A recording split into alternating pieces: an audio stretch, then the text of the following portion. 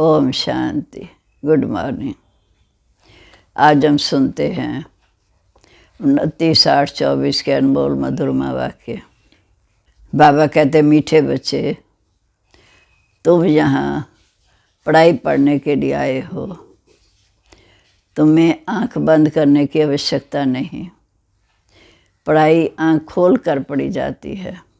प्रश्न है, भक्ति मार्ग में कौन सी आदत भक्तों में होती है पर अब तुम बच्चों में नहीं होनी चाहिए? उत्तर है, भक्ति में किसी भी देवता की चित्र के आगे जाकर कुछ ना कुछ मांगते रहते हैं। उनमें मांगने की आदत पड़ी हुई है। लक्ष्मी के आगे जाएंगे तो धन मांगेंगे, लेकिन मिलता कुछ भी नहीं। अब तुम बच्चों में ये आदत नहीं होनी चाहिए। तुम तो बाप के वर्षे के अधिकारी हो। तुम सच्चे विचित्र बाप को देखते रहो, इसमें ही तुम्हारी सच्ची कमाई है। ओम शांति। रूहानी बाप बैठ रूहानी बच्चों को समझाते हैं। ये पाठशाला है, परंतु यहाँ कोई चित्र अर्थात देहधारी को नहीं देखना है। जहाँ देखते भी बुद्धि उस तरफ जानी चाहिए, विचित्र बाप की तरफ, जिसको कोई चित्र नहीं। जहाँ देखते भी तुम्हारी बुद्धि विचित्र बाप की तरफ जानी चाहिए, जिसका कोई चित्र नहीं। स्कूल में बच्चों को अटेंशन चाहिए। स्कूल में बच्चों का अटेंशन टीचर में रहता है, क्योंकि वो पढ़ाते हैं तो ज़रूर उनका सुनना भी है, फिर रिस्पॉन्ड भी करना है। टीचर प्रश्न पूछेगा तो इशारा करेंगे ना। मैं बताता हूँ, जहाँ ये विचित्र स्कूल है, क्योंकि विचित्र बाप विचित्र पढ़ाई है, जिसका कोई चित्र नहीं, अर्थात शरीर रूपी चित्र नहीं। तो पढ़ाई में आंखें खोलकर बैठना चाहिए। स्कूल में टीचर के सामने आंखें खोलकर बैठते हैं क्या? भक्ति मार्ग में हीरे हुए आदत पड़ी हुई है, आंखें बंद कर माला जपना दे। साधु लोग तो आंखें बंद करके बैठते हैं। वह तो किसी स्त्री को देखते भी नहीं कि वहाँ कहीं मन चलायमान ना हो जाए। परंतु आज का ज़माना है तम प्रधानता का। बाप तुम बच्चों को समझाते हैं, जहाँ तुम बल देखते हो, जहाँ तुम बल देखते हो शरीर को, परंतु बुद्धि उस विचित्र की याद में रहती है। ऐसा कोई साधु नहीं होगा जो शरीर को देखते याद उस विचित्र बाप को करे। तुम जानते हो, इस रथ में अर्थात ब्रह्मा तन में बाबा हमें पढ़ाते हैं। वह बोलते हैं, करती तो सब कुछ आत्मा है। बाबा ब्रह्मा द्वारा बोलते हैं, करती तो सब कुछ आत्मा है ना। शरीर तो कुछ नहीं करता, आत्मा सुनती है। रूहानी ज्ञान, जिस्मानी ज्ञान सुनती सुनाती आत्मा है। आत्मा जिस्मानी टीचर भी बनती है। शरीर द्वारा जिस्मानी पढ़ाई जाती है, वह भी आत्मा ही पढ़ती है।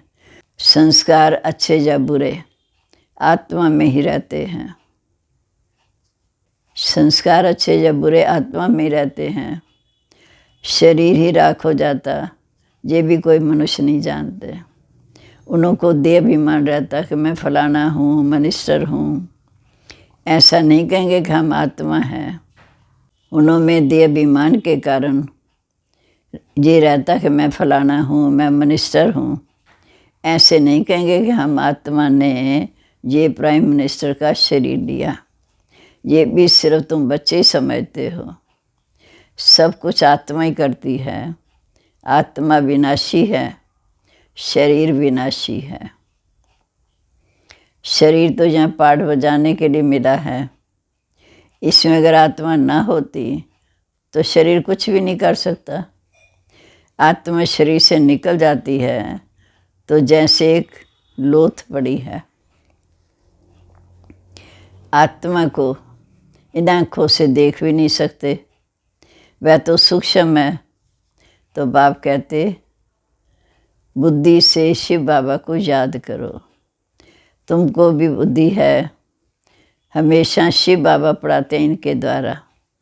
तुमको भी बुद्धि में है, हमको शिव बाबा पढ़ाते हैं इनके द्वारा अर्थात ब्रह्मा द्वारा। ये भी सूक्ष्म समझने की बातें हैं। कोई तो अच्छी रीति समझते हैं, कोई तो ज़रा भी नहीं समझते, है तो सिर्फ समझने की बात। आत्मा माना मैं आत्मा हूँ, चमकता सितारा हूँ। अल्लाह माना भगवान बाबा। सिर्फ भगवान या ईश्वर कहने से वो बाप का रस नहीं मिलता। इस समय सब पत्थर बुद्धि हैं, क्योंकि रचता बाप और रचना के आत्मदंत को नहीं जानते। ये वर्ड की हिस्ट्री फिर रिपीट होती रहती है। अब भी है संगम युग, ये भी किसी को पता नहीं। तुम समझते हो, आगे हम भी नहीं जानते थे। बाबा भी तुम्हें जहाँ ज्ञान से श्रृंगार करते हैं, फिर जहाँ से बाहर जाते हैं तो माया अपने चंबे फंसा लेती है। ज्ञान श्रृंगार बिगाड़ देती है। बाप श्रृंगार तो करते हैं, परंतु अपना पुरुषार्थ भी करना चाहिए ना। बाप ने तो हमारा ज्ञान रत्नों से श्रृंगार किया, पर पुरुषार्थ तो मुझे करना है। कई बच्चे मुख से ऐसा बोलते हैं जैसे जंगली अर्थात सभ्यता से नहीं, श्रृंगार जैसे हुआ ही नहीं। सब बातें भूल जाते हैं। लास्ट नंबर में जो स्टूडेंट बैठे रहते, उनकी पढ़ाई इतने दिल से नहीं लगती, वो इतने दिल से ध्यान से सुनते नहीं। हाँ, फैक्ट्री आदि में सर्विस कर कई सौकार बन जाते हैं, पढ़ा हुआ कुछ नहीं। ये तो बहुत ऊंची पढ़ाई है। पढ़ाई बगैर तो भविष्य पद मिल नहीं सकता। जहाँ तुमको फैक्ट्री आदि में बैठकर कोई काम तो करना नहीं, किसको धनवान बनना है, ये तो सब कुछ खलास हो जाएगा, विनाश में सब खत्म हो जाएगा। साथ में चलेगी सिर्फ ये अविनाशी कमाई जो अब हम कर रहे हैं बाबा की याद से। साथ में चलेगी सिर्फ ये अविनाशी कमाई जो तुमको मालूम है। मनुष्य जब मरता है तो हाथ खाली जाता है, माना श्रेष्ठ कमाई नहीं कर पाता। साथ में तो कुछ नहीं ले जाएंगे, तुम्हारे हाथ तो भरतू रहेंगे, क्योंकि तुम बाबा की याद में श्रेष्ठ कमाई करते हो, इसलिए हाथ भरतू जाएंगे। इसको कहा जाता है सच्ची कमाई। ये सच्ची कमाई तुम्हारी होती है, और वह भी 21 जन्म के लिए। बेहद का बाप ही इस समय आकर सच्ची कमाई कराते हैं। तुम बच्चे देखते हो इस चित्र को, पर चित्र को देखते हुए याद करते हो विचित्र को अर्थात शिव बाबा को, क्योंकि तुम आत्मा हो। तो आत्मा अपने बाप को देखती है, उनसे पढ़ती है। आत्मा को और परमात्मा को तुम देखते नहीं हो, परंतु बुद्धि से जानते हो कि हम आत्मा अविनाशी हैं, ये शरीर विनाशी है। ये बाप भी बहुत सामने है। तुम बच्चों को देखते हैं, परंतु बुद्धि में है कि बाप हम आत्माओं को पढ़ाते हैं। अभी बाप तुम बच्चों को जो सिखाते हैं वह सच ही सच है, इसमें झूठ की रत्ती नहीं। तुम सचखंड के मालिक बनते हो, ये है झूठ खंड। झूठ खंड है कलयुग, सचखंड है सतयुग। रात दिन का फर्क है ना। सतयुग में तो कोई दुख की बात होती नहीं, इसका नाम है सुख धाम। तुम सुख धाम का मालिक, उस सुख धाम का मालिक तो सुखदाता बाप ही बनाएगा ना, जिसका कोई चित्र नहीं। और सबके चित्र हैं, शरीर रूपी चित्र सबके हैं, पर बाप का चित्र नहीं, शरीर का नाम नहीं। और सबके चित्र हैं, उनकी आत्मा का नाम फिर क्या है? उनका नाम है सदाशिव। और सबको आत्मा ही आत्मा कहते हैं, बाकी शरीर पर नाम पड़ता है। शिव बाबा निराकार, उसे कहते ज्ञान का सागर, सुख का सागर, शांति का सागर, प्रेम का सागर, सर्वशक्तिवान। ये शिव की महिमा है। वो बाप भी है तो बाप से ज़रूर वर्षा मिलना है ना। रचना को रचना से तो वर्षा मिल नहीं सकता, भाई भाई को वर्षा मिल नहीं सकता। वर्षा हमेशा रचता देते हैं, वर्षा हमेशा रचता देंगे अपने बच्चों को। कोई के अपने बच्चे होते हैं तो बच्चों को वर्षा देंगे ना, भाई के बच्चों को थोड़ी वर्षा देंगे। ये भी बेहद का बाप है, अपने बेहद के बच्चों को वर्षा देते हैं। ये पढ़ाई है, जैसे उस पढ़ाई से मनुष्य बैरिस्टर बन जाते हैं, जैसे उस पढ़ाई से मनुष्य बैरिस्टर बन जाते हैं तो पढ़ाई और पढ़ाने वाले से संबंध होता है। जैसे उस पढ़ाई से मनुष्य बैरिस्टर बन जाते हैं तो उस पढ़ाई का टीचर को याद रहता है। जहाँ तो पढ़ाने वाला विचित्र है, तुम भी आत्मा विचित्र हो। बाप कहते मैं आकर आत्माओं को पढ़ाता हूँ, तुम भी समझो हमको बाप पढ़ाते हैं।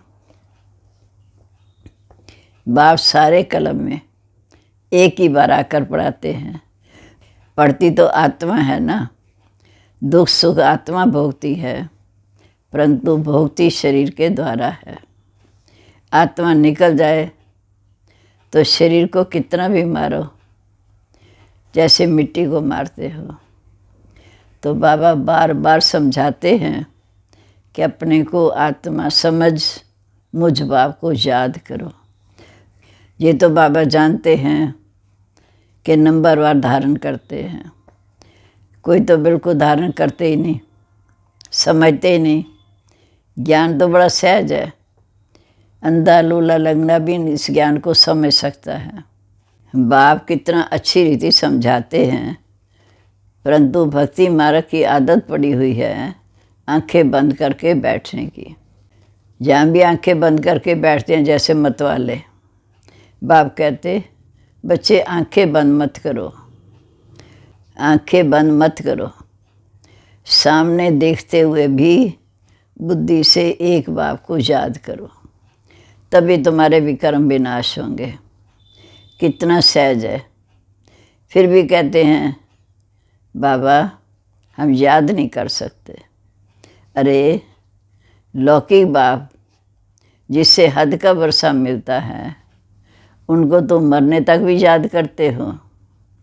ये तो सब आत्माओं का बेहद का बाप है, उनको तुम याद नहीं कर सकते हो। जिस बाप को बुलाते हो oh god father mercy on me, हमारे गाइड बनो, रहम करो। वास्तव में ये कहना भी रॉन्ग है। बाप तो एक का तो गाइड बनेगा नहीं, ये तो बेहद का गाइड है, सबको रास्ता दिखाते हैं, एक थोड़ी लिबरेट करेंगे।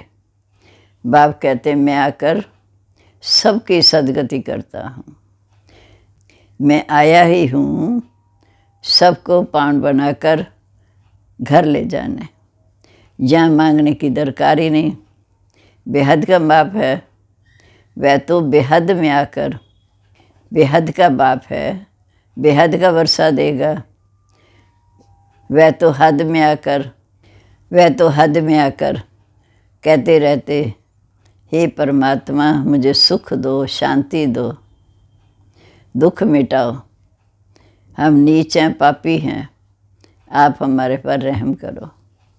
बाप कहते मैं बेहद की पुरानी सृष्टि को नया बनाने आया हूँ। नई सृष्टि में तो देवता रहते हैं, मैं हर 5000 वर्ष के बाद आता हूँ। जब तुम पूरे पतित बन जाते हो, ये है ही आश्रित संप्रदाय।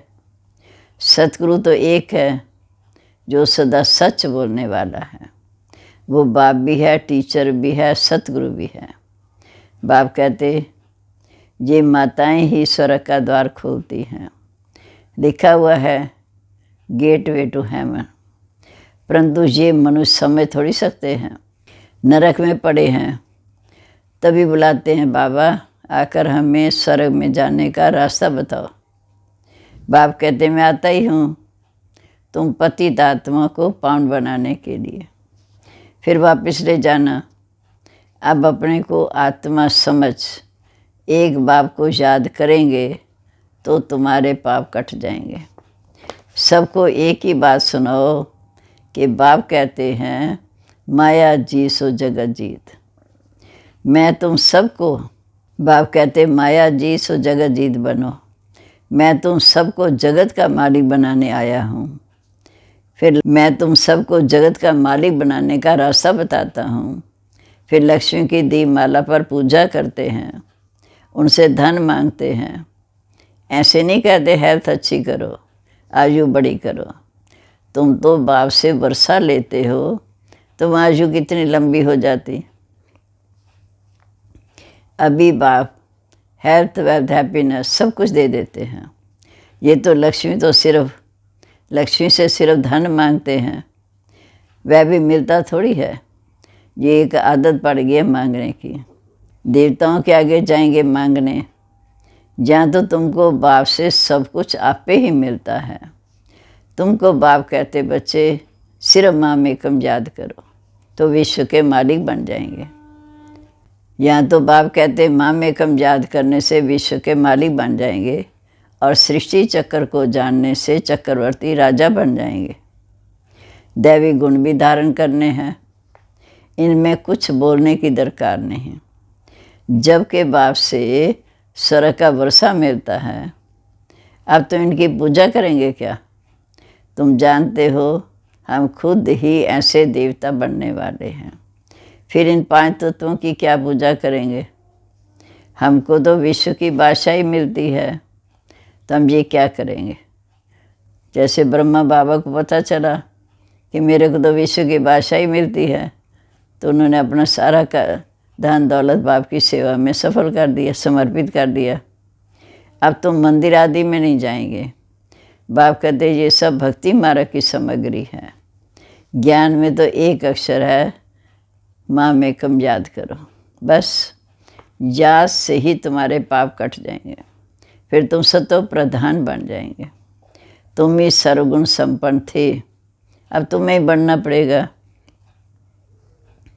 ये भी समझते नहीं कि बाप को बच्चों को समझाने में कितनी मेहनत करनी पड़ती है। ये निश्चय होना चाहिए कि ये बातें कोई साधु संत महात्मा नहीं बता सकते। बाप कहते तुम्हें ये निश्चय होना चाहिए, ये बातें कोई साधु संत महात्मा नहीं बता सकते सिवाय एक बाप के। वह कोई ईश्वर थोड़ी है साधु संत महात्मा। ये ब्रह्मा भी बहुत जन्मों के अंत में है। मैं प्रवेश भी उनमें करता हूँ जिसने पूरे 84 जन्म लिए। गामरे का छोरा था, फिर शाम से सुंदर बनते। ये तो पूरा गामरे का छोरा था। फिर जब कुछ साधारण बना, सब कुछ बाप के हवाले कर दिया। साधारण, ये तो पूरा गामरे का छोरा था। जब सब कुछ बाप के आगे अर्पण कर दिया, तब साधारण बना। तब फिर बाबा ने भी इनमें प्रवेश किया, क्योंकि भट्ठी बननी थी, परिवार के परिवार आ गए। इन्हों को खिलाएगा कौन? तो ज़रूर साधारण तन चाहिए। ये सब समझने की बातें हैं। बाप खुद कहते मैं भी इनके बहुत जन्मों के अंत के जन्म में प्रवेश करता हूँ। जो सबसे ज़्यादा पतित बना है, फिर पावन भी वही बनेंगे। पूरे 84 जन्म इसने लिए, तत्व एक तो नहीं बनेगा ना। सूर्यवंशी चंद्रवंशी बनने वाले यहाँ आते हैं, पढ़ाई पढ़ते हैं नंबरवार पुरुषार्थ अनुसार। बाकी ठहर नहीं सकेंगे, बाकी तो सब शांति धाम जाएंगे। देरी से आने वाले ज्ञान भी थोड़ा सुनेंगे, फिर देरी से आएंगे। फिर धरती पर पाठ बजाने भी देरी से आएंगे। अच्छा, मीठे मीठे सिक्के लद्दे बच्चों पर माता पिता बाप दादा का याद प्यार। Good morning. रूहानी बाप की रूहानी बच्चों को नमस्ते।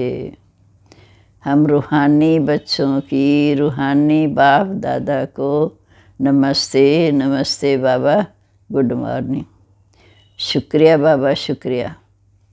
कितना मैं सावधान करते कि मुझे याद करो तो वर्षे के अधिकारी बनो, अर्थात विश्व की बादशाही का वर्षा लो। अब धारणा के लिए मुख्य सार। पहली पॉइंट, बाप जो ज्ञान श्रृंगार करते हैं उसे कायम रखने का पुरुषार्थ करो। माया की धूल में अपना ज्ञान श्रृंगार नहीं बख, माया की धूल में ज्ञान श्रृंगार बिगाड़ना नहीं है। पढ़ाई अच्छी रीति पढ़कर अविनाशी कमाई जमा करनी है। दूसरा, इस चित्र अर्थात देहधारी को सामने देखते हुए बुद्धि योग विचित्र बाप के साथ हो। आंखें बंद कर बैठने की आदत ना हो। बेहद के बाप से कुछ भी मांगना नहीं है, सिर्फ उसकी श्रीमत पर चलना है। अब आज का वरदान। समय के महत्व को जान, फर्स्ट आने वाले तीव्र गति के पुरुषार्थी भव। समय के महत्व को जान, फर्स्ट आने वाले तीव्र गति के पुरुषार्थी भव। अव्यक्त पाठ में आई हुई आत्माओं को last so fast, fast so first जाने का वरदान प्राप्त है। तो समय के महत्व को जान, मिले वरदानों को शुरू में लाओ। यह व्यक्त पालना सहज ही शक्तिशाली बनाने वाली है। इसलिए जितना आगे बढ़ना चाहो बढ़ सकते हो।